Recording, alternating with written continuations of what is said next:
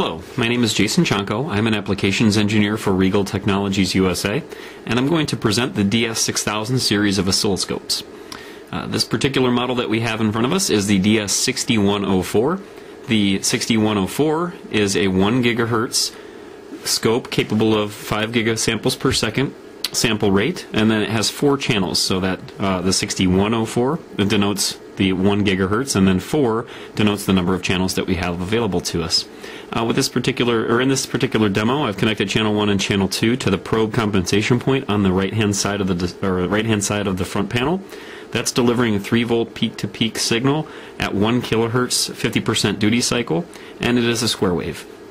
I'd like to describe a little bit more detail about what we see on the screen for the DS6000. On the lower left-hand corner, what we have denoted are the channels, their voltage settings. We have a quick menu on the left-hand side that is horizontal as well as vertical measurements. We have the auto trigger. This is actually denoting when the instrument is triggered, and also the trigger mode that we may have enabled. When it says auto and the green light is flashing, that means that we're just doing a rolling trigger. Once we've collected a certain amount of data in the memory, it starts back over again. It's not looking for any particular trigger event in order to update the display in this mode. Then we have a small h, which stands for horizontal, and then the number of seconds per division in the horizontal scale. So we have 1 microsecond per division. There are 14 divisions across the display in the horizontal frame, and so we have 14 microseconds from left to right on the display.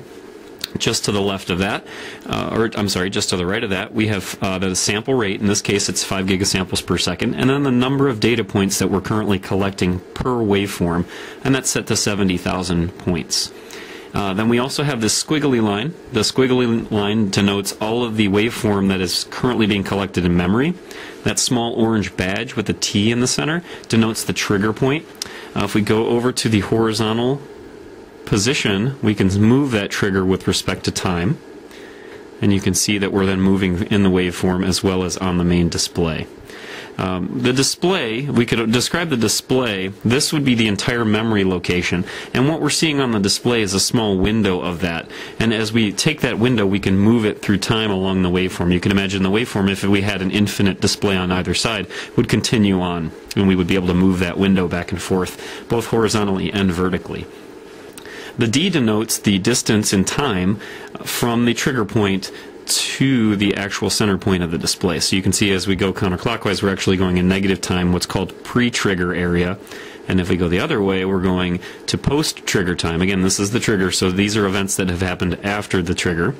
And so we'll see we have a positive time-based offset. To get back to center, you can actually just press the small position knob and it will bring it back into the center point. Then we'll go on a little bit further. We have T, which stands for trigger. And now we see that in yellow, we have an upward arrow, channel 1, and then we have 0 volts. What that's saying is that we're triggering on channel 1, we're triggering on an edge trigger in the upward direction, so we're a rising edge trigger, and the current trigger value is set to 0 volts. If we were to adjust that, you can see we can go in the positive direction, and we can go in the negative direction. And if we selected another channel, this would then denote we were on that particular channel that we were interested in. So now that we have a little bit better idea of what we're seeing on the display, what I'd like to do, show you a neat feature that we have. It's the auto key, and I'm just going to press it, give it a second. And now what you'll see are 2 waveforms on the screen. The 2 waveforms that we're seeing are channel 1 and channel 2. Again, they're connected to this 1 kilohertz signal coming in. Oops, making a little noise.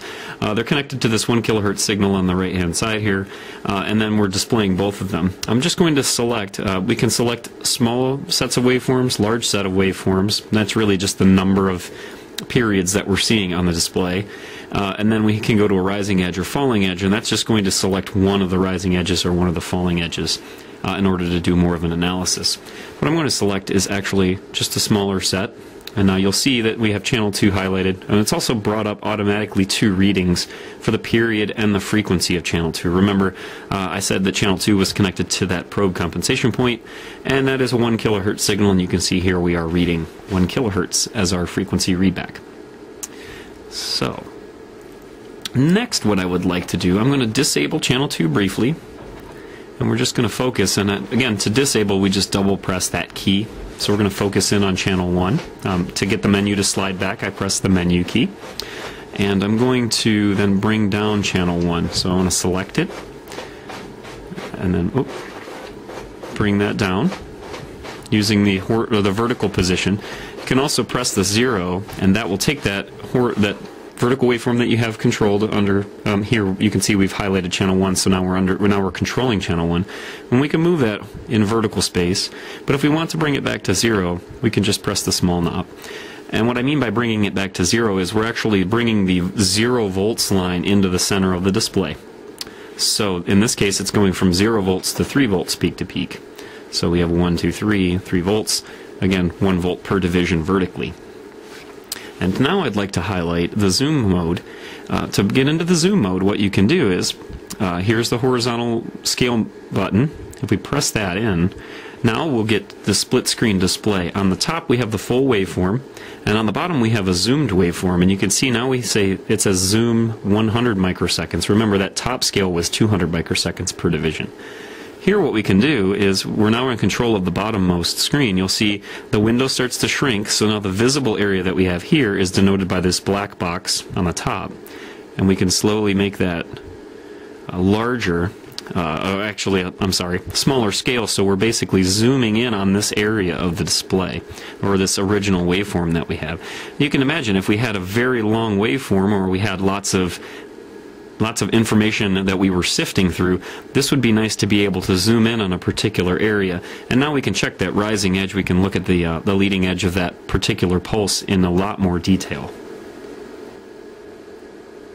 Now I'd like to show off some of the measurement capabilities that we have with the DS6000 series. I'm going to start by going back to factory defaults. Factory defaults are very easy to get to on the oscilloscope.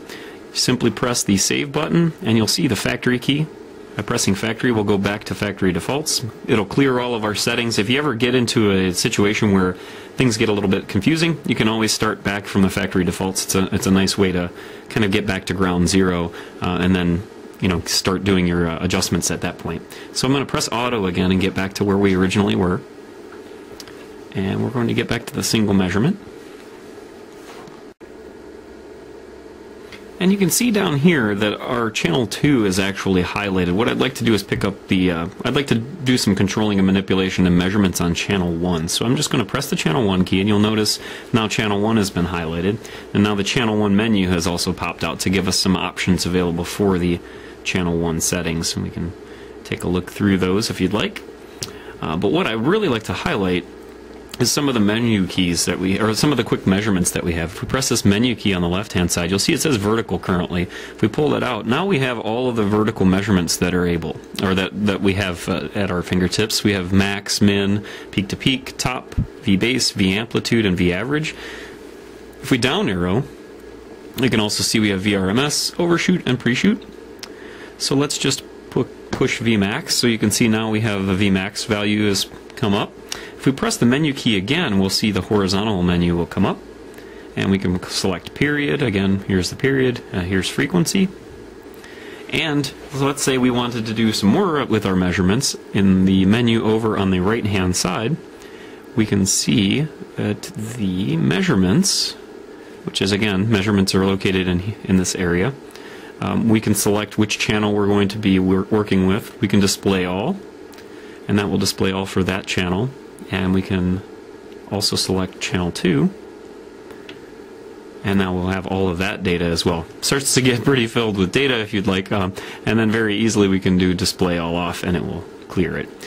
We can also clear all of the items here by selecting delete all, and we're all set. And we can also do some other things with measurements and cursors. If we come over here to the cursor area in the menu, pull cursors, and we have a few different modes. We have manual, tracking, and auto. If we have a value pulled up, a measurement pulled up over here, and we hit auto, it will actually give us the area frequency parameters. See how it says measurement parameters frequency? And now it's indicating where it's making those frequency measurements. And it's been highlighted, which is really nice. We can actually select if we had a number of parameters. Let's go to vertical and we'll do VPP. And so now we can select between the different values that we have available, and the cursors will then indicate where we're making those measurements. It can be extremely helpful when you're doing some really quick measurements on a time-varying scale. If we were changing this particular waveform, let me do a little manipulation, and you can see that that it's actually, I'm just pulling the probe off of the probe compensation point, and it shows that the cursors are now dropping down and telling us what our new measurements are. So use that to automatically perform the measurements and also indicate where the scope is making the measurements. And I'm just going to disable those.